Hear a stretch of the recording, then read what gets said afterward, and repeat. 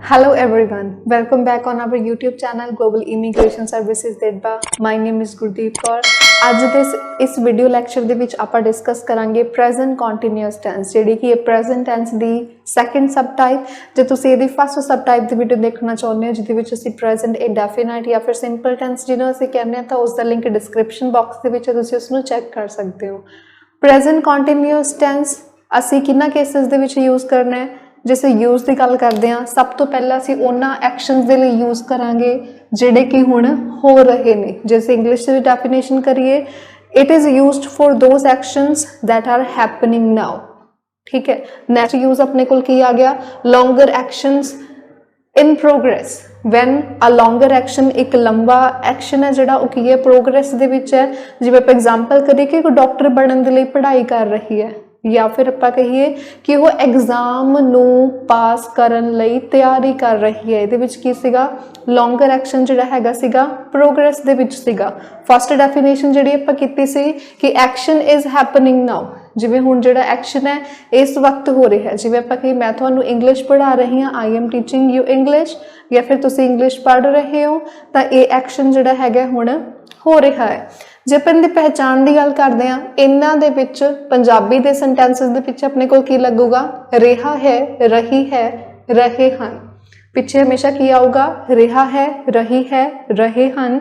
वो स्कूल जा रहा है, वो खाना खा रही है, वो अपना कमरा साफ कर रहे हैं, बच्चे सौ रहे हैं। होर एग्जाम्पल्स कर लेंगे आ लड़के खाना खा रहे हैं, वो दिल्ली जा रही है, वो लड़का डॉक्टर बनने लई पढ़ाई कर रहा है। इस दे विच देखो आपां की कीता सीगा एक लॉन्गर एक्शन प्रोग्रेस दे विच है कि लड़का जिहड़ा है कि डॉक्टर बनने लई हुण पढ़ाई कर रहा है। बच्चा क्यों रो रहा है। टीना आइल्स दे एग्जाम की तैयारी कर रही है कि तुसी पौधे लगा रहे हो। नेक्स्ट इन द टाइप्स किहड़ियां ने three main types ने। there are three main types of present continuous tense. The first one is affirmative, the next is negative and the third one is interrogative. Affirmative type दे विच असी positive sentences नू include करांगे ते negative दे विच असी नावाचक sentences नू include करांगे। इंटैरोगेटिव दे विच असी ओ वाले सेंटेंसिस लैके आने ने जिहदे विच असी किसी नू क्वेश्चन करते हैं या फिर प्रश्न पूछते हैं। फस्ट अफर्मेटिव दे एग्जाम्पल जिवें पई वाली कीती है लड़के खाना खा रहे हैं, ये अपने को एग्जाम्पल की दी आ गई अफर्मेटिव दी एग्जाम्पल आ गई। नैक्सट अपने को हैगा जिवें बच्चा क्यों रो रहा है, इस दे विच असीं प्रश्न पूछिया सीगा तां ये इंटैरोगेटिव दे विच आ गया। नावाचक दे विच जिवें हुण असीं ला लईए ओह दिल्ली नहीं जा रहा है तां अपने कोल यह एग्जाम्पल किस दी आ गई नैगेटिव सेंटेंसिस दी आ गई। हुण आपां इन्हां नूं ब्रीफ दे विच करदे हां। First type of present continuous tense is affirmative type. Affirmative दे विच असीं पॉजिटिव सेंटेंसिस इनकलूड कर रहे हैं। इन्हां नूं असीं पंजाबी दे विच हाँ वाचक सेंटेंसिस कहने आ। इन्हां दे विच असीं की है जिहड़ा नहीं वर्ड है उहनूं असीं इनकलूड नहीं करना। जिवें आपां एग्जाम्पल पहला कीती सोनू ध्यान दे विच होगा वो लड़का सैर करन जा रहा है, वो लड़की सौ रही है, बच्चे रो रहे हैं। मीनस पॉजिटिव सेंटेंसिस इनकलूड करने में सबजैक्ट वर्ब तो ऑब्जैक्ट की है किस सेंटेंस में वो नहीं क्लीयर हैगा तो तुसी मेरी video subjects to identify subject verb and object in sentence नूं देख सकते हो। उसका लिंक डिस्क्रिप्शन बॉक्स दे विच है। जे तुसी मेरी पहला वाली वीडियो देखी होनी प्रेजेंट इंडेफिनाइट या फिर सिंपल टेंस उस तो बाद तुसी वीडियो कंटिन्यूटी दे विच देख रहे हो तो तुहानूं टेंसेस समझण दे विच बहुत ही ज़्यादा आसानी होगी। इहदे विच की सीगा अपना rule subject helping verbs is am are इस सेंटेंस दे विच असीं की यूज़ कीतियां ने हैल्पिंग वर्ब्स कीतियां ने नाल वर्ब दी फस्ट फॉर्म है। फस्ट फॉर्म नाल असीं की लिखना है ING। हुण वर्ब दी अपने कोल 3 फॉर्म्स हुंदियां ने first form second form and third form. जिवें मैं तुहानूं पहला भी दस्सिया सी फस्ट फॉर्म असीं यूज़ करते हैं प्रेजेंट टेंस दे विच, सैकेंड फॉर्म असीं यूज़ करते हैं पास्ट टेंस दे विच ते थर्ड फॉर्म साडी यूज़ हुंदी है परफेक्ट टेंस दे विच। हुण हैल्पिंग असीं यूज़ करना है किहदे नाल असीं एम यूज़ करना है ते किहदे नाल आर यूज़ करना है। इज असीं यूज़ करना है जदों अपने कोल सब्जैक्ट की है ही, दैन सब्जैक्ट की है शी इट और सब्जैक्ट अपने कोल की है सिंगुलर मीन्स एक वचन की अपने कोल सब्जैक्ट है। जिवें आपां कहिए लड़का लड़की आदमी मैन विमेन चाइल्ड एक जना, ठीक है। नैक्सट अपने को आ गया एम असी हैल्पिंग वर्ब कदों यूज करनी है जो अपने को सब्जैक्ट की होगा आई। नैक्सट अपने को आ गया आर असी कदों यूज करांगे जो साडे कोल सब्जैक्ट होगा वी मीनस असी, यू मीनस तुसी, दे एंड देन प्लूरल होगा मीनस अपने को सब्जैक्ट की होगा बहुवचन। नैक्सट एग्जाम्पल्स करते हैं आप। द फर्स्ट एग्जाम्पल इज ओह लड़कियां इंग्लिश बोल रहियां हन। ओह लड़कियां इस दे विच की सीगा सब्जैक्ट सीगा। काम किस दा हो रहा सी बोलन दा, तो बोलना इज वर्ब। की बोल रहियां ने इंग्लिश, तो इंग्लिश अपने कोल की आ गई ऑब्जेक्ट। हुण जे असी इस नू अकॉर्डिंग टू द रूल असी अरेंज करते हैं तो सब तो पहला सब्जैक्ट की है ओह लड़कियां, असी रूल के अकॉर्डिंग सब तो पहला सब्जैक्ट लिखिया दोज गर्ल्स। हुण दोज गर्ल्स अपने कोल की ने बहुवचन ने प्लूरल ने, तो असी की यूज करना है प्लूरल दे नाल असी यूज करांगे are. We used are here and then verb the first form plus ING. हुण वर्ब की होया सी बोलना, बोलना means speak, then speak the first form is speak and ING speaking. उस बाद ऑब्जेक्ट लिखना सी, बोल की रही सी इंग्लिश, तो असी इंग्लिश नू एज इट इज पाता, तो अपने को सेंटेंस की बन गया those girls are speaking English. Now next example is Tina computer game खेड रही है। टीना कंप्यूटर गेम खेड रही है। In this sentence Tina is subject and the verb is खेडना। की खेड रही है computer game, then computer game इस सेंटेंस दे विच साडे कोल की हो जाऊगा ऑब्जेक्ट हो जाऊगा। हुण असीं इहनूं रूल दे अकॉर्डिंग अरेंज करना है। सब तो पहला असीं लिखना है सब्जेक्ट, तो टीना आपां सब्जेक्ट लिख लिया। टीना सेंटेंस दे विच की सीगी अपने कोल सिंगुलर सीगी। टीना एक जनी सीगी, एक वचन सी, सिंगुलर सीगी, तो असीं की टीना सिंगुलर है तो असीं सिंगुलर दे नाल असीं की यूज करना है इज। तो टीना is playing verb the first form plus ing playing what की चीज खेड रही सी, ऑब्जेक्ट की सीगा कंप्यूटर गेम, तो अपने को सेंटेंस बन गया Tina is playing computer game. Now come to the third example that is मैं इंग्लिश सीख रहा हाँ। मैं इस सेंटेंस दे विच की है सब्जेक्ट है, देन सीखना, सीखना काम की होया सीखण दा, तो सीखना अपने कोल हो गया वर्ब। की सीख रहा इंग्लिश, तो इंग्लिश अपने कोल की हो गया ऑब्जेक्ट। तो जे असीं अरेंज कर दिए अकॉर्डिंग टू द रूल तो अपने कोल सेंटेंस बन जाऊगा आई एम, आई सब्जेक्ट है, इज एम आर अपने कोल हेल्पिंग वर्ब, दैट इज आप एम यूज करना है आई दे नाल। आई एम लर्निंग, लर्न अपने कोल फर्स्ट फॉर्म है प्लस आईएनजी हो गया लर्निंग इंग्लिश। की सीख रहा इंग्लिश सीख रहा, तो इंग्लिश अपने कोल इत्थे की सीगा ऑब्जेक्ट बन के अपने कोल सेंटेंस की हो गया आई एम लर्निंग इंग्लिश।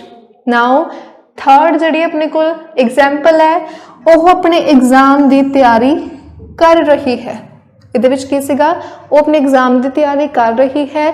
ਇਹ ਅਸੀਂ ਜਿਹੜਾ एग्जाम्पल ਲਈ ਸੀ ਆਪਾਂ ਯੂਜ਼ ਲਿਆ ਸੀਗਾ ਕਿ ਅਸੀਂ ਲੌਂਗਰ ਐਕਸ਼ਨਸ ਜਿਹੜੇ ਹੈਗੇ ਨੇ ਪ੍ਰੋਗਰੈਸ ਉਹਨਾਂ ਦੇ ਵਿੱਚ ਵੀ ਅਸੀਂ ਪ੍ਰੈਜ਼ੈਂਟ ਕੰਟੀਨਿਊਸ ਟੈਂਸ ਨੂੰ ਯੂਜ਼ ਕਰਨਾ ਹੈ। ਤਾਂ ਅਸੀਂ ਉਹ ਕੀ ਸੀਗਾ ਸਬਜੈਕਟ ਸੀਗਾ she is preparing for her exams। अपने को इस तरह सेंटेंस बन जाऊगा। सैकेंड टाइप जो है प्रेजेंट कॉन्टीन्यूअस टेंस से दैट इज नैगेटिव टेंस। इसनूं असीं पंजाबी दे विच नावाचक सेंटेंस भी कहने आ। इस दे विच असीं नैगेटिव सेंटेंसेस इनकलूड करांगे ते इन्हां सेंटेंसेस दे विच असीं जो नहीं वर्ड है उसनूं इनकलूड किया जाऊगा, शामिल किया जाऊगा। बेटे दे विच असीं की रूल किया सीगा subject plus is am are verb first form ING and then object. हुण देखो हेल्पिंग वर्ब असीं यूज कीती सी इज एम आर। इस दे विच असीं की करना है इज एम आर नाल असीं की ऐड कर देंगे नॉट। तो अपना रूल की बन जाएगा subject plus is am are plus not verb first form ING and then object. जो तुसीं कोई भी टेंस का रूल कर रहे हो तुसीं अफर्मेटिव तो नैगेटिव बनाना है तो सिर्फ तुहानूं की करन दी लोड़ है हेल्पिंग वर्ब नाल तुसीं की ऐड कर दोगे नॉट। तो अपने को रूल की हो जाएगा subject is am are plus not verbs first form ING and then object.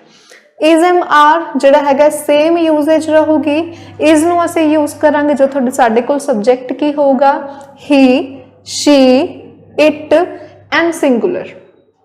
M असी यूज करने जो साडे कोल होगा आई, ते आर असी यूज करांगे we you they and plural दे नाल। हुण आप एग्जांपल्स करते हैं ज़्यादा क्लीयर हो जाएगा इन्हां दे नाल। द फर्स्ट एग्जांपल इज मैं अपना काम नहीं कर रहा हाँ।